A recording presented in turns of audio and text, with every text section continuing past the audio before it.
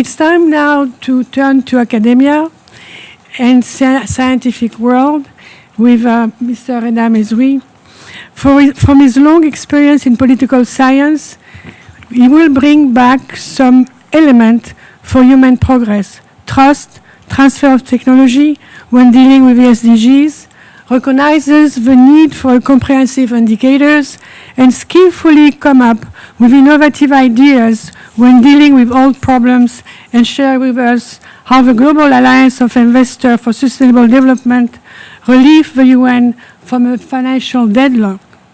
I know for sure that if our professor, Dr. Réda Mezoui, would have had the choice to become an academic or build a company, his response would be: the former would mean giving up the chance to become a billionaire, and the latter would force you away from the knowledge frontier. In the university, he is known as an homme d'influence, and without billions, but with a brain wealth, we can say that he is a fortunate man. He's going to have the floor, he's going to speak in French, and we have interpreters, and please use your écouteur to have the French translation, the English translation. Professor Réda Mezoui, you have the floor. Thank you, Hanifa. It is now my turn, friends and colleagues, to add a few points to the understanding reached today on the complex financial situation for achieving the SDGs. Therefore, it is confidence which is the indispensable element to establish in the area of the economy and, in particular, finance. In particular, when it's a question of partnership with public funds and private investment.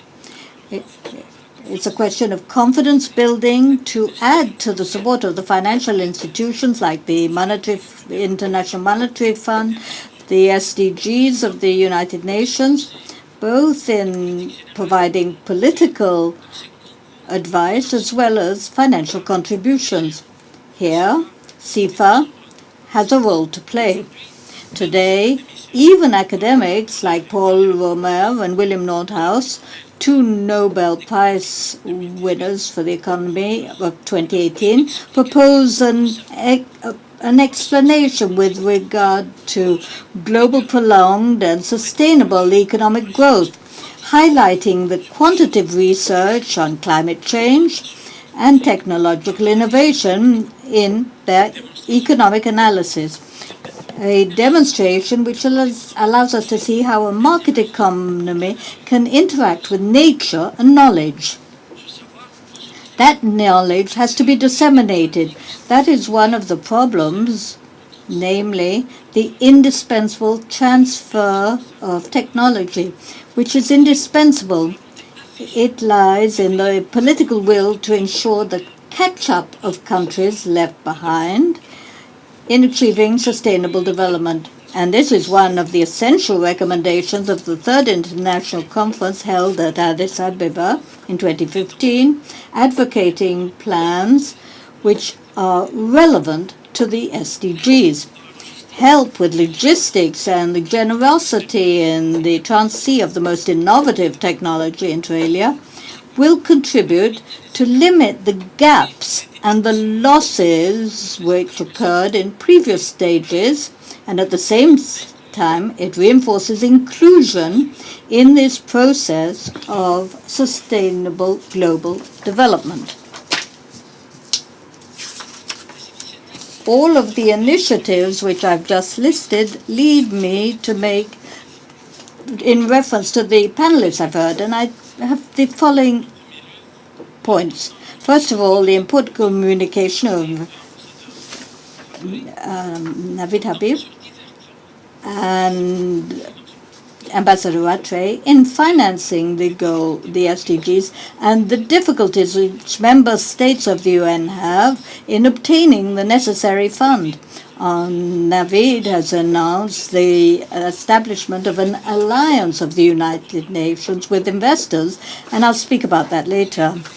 Daniel Abbas, I believe, who works in DESA, was faced with major challenges which the concept of inclusion exists, to put an end to social and economic inequalities which persist in the world in general, but also in our societies.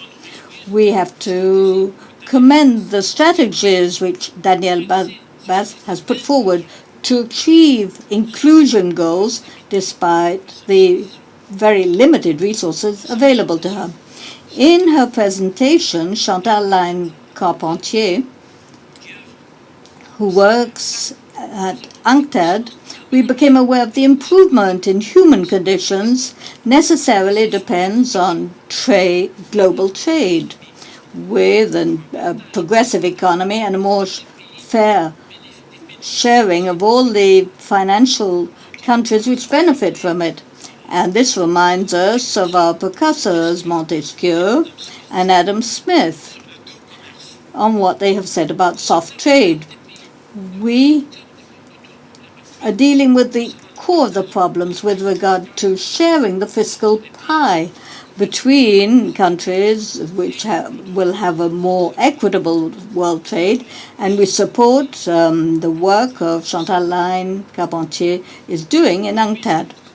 As to Louise Contreau, emboldened by her experience at the International Chamber of Commerce, has reminded us of the need to associate the business world and the trade world with the United Nations. This is what CIfa has understood in their message, and CIfa is trying to establish this in the community of international investors.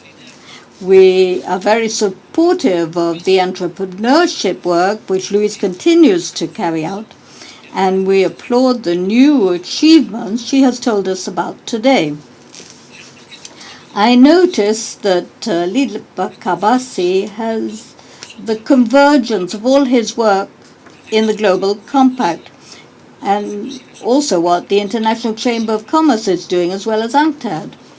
And we can understand why we are all here for CIfa here, because we're all partners of the same goal, involving the private sector more in the private sector in the work of the United Nations. The Global Compact will certainly play an important role with the new alliance announced by the Secretary General for September. Finally, we have to thank Ambassador Horacio Silva Borja, who has honored us with concluding our session today by reminding us of the importance of the Group of 77, which represents 134 countries with China in the United Nations. It's thanks to the Group of 77 that the United Nations has been able to establish a framework which is realistic for the SDGs to ensure these goals and will not be limited to beautiful speeches, but which will be actively followed through and which will be important for humanity as a whole. To conclude, I would like to comment on the progress report which has been made by François Loriot on the present status of the work of the SDGs and the work for international cooperation on taxation. We noted altogether, and Navid has reminded us of this, of a great victory and an influence in the chapter of the private sector.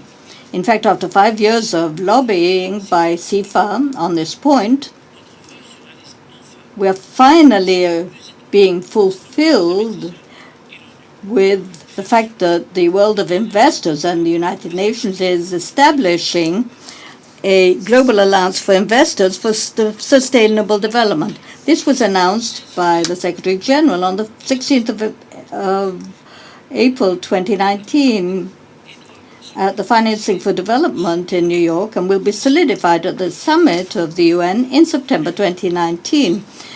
The UN, noting the decline in ODA, which is no longer 0.7 by member states, the UN is now seeking new sources of financing for SDG and ODA. The private sector is now targeted as being a potential source for ODA.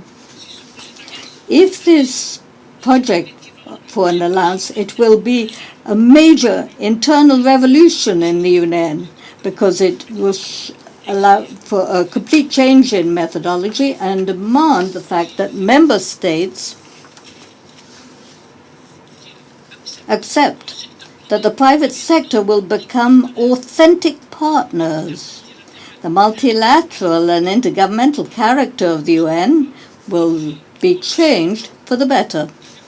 For several years now, CIfa, the Global Compact, and investors have no doubt as to their will to invest in humanitarian causes and to contribute to development. With the alliance, the UN methodology will have to change and become more streamlined, more transparent, and much less politicized. The empty speeches, the pledges with no future diplomatic talk will have to be replaced by realistic solution if we really wish to have public saving. Hence the importance of the discussions and solutions sought by the new committee of experts of international cooperation in tax matters. This will enlighten investors and savers about the national systems which will be authentically aimed at international development. This tax cooperation committee will get rid of all the mechanisms which serve as tax evasion and accounting gimmicks, which have often been decried over the last few years. Partnership with the United Nations, with the private sector, will be a counterpart and a major challenge for the beneficiaries of aid and investments. It will require from them to have a friendly legal system, greater economic discipline, more reliable social data, and better defined financial risks before inviting investors and savers throughout the world. Finally, Mr. Guterres has suggested an alliance with investors in the private sectors, and this will be a step forward for a more transparent organization, which is more grassroots and will include the needs of humanity, therefore more relevant, like the declaration of the millennium, and what this alliance will gain will be concrete plan for investments, and it will no longer be accused of earning money while doing good. Thank you for your attention.